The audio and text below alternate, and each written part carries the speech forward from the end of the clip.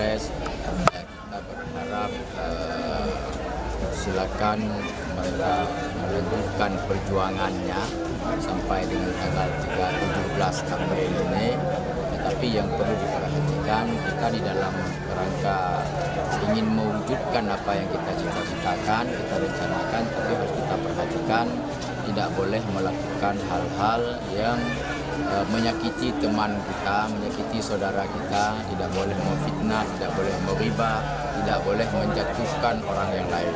Silakan sampaikan apapun yang ingin disampaikan untuk dirinya sendiri, tetapi tidak boleh menyampaikan untuk menjatuhkan orang yang lain.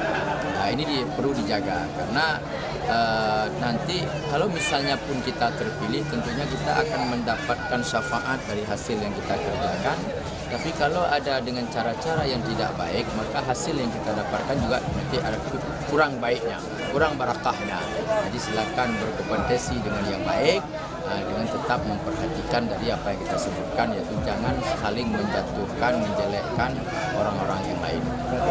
Kata prestasi yang diunggulkan. Prestasi yang diunggulkan. Silakan Anda memunculkan diri sebesar-besarnya, setinggi-tingginya, tapi jangan menjatuhkan orang yang lain.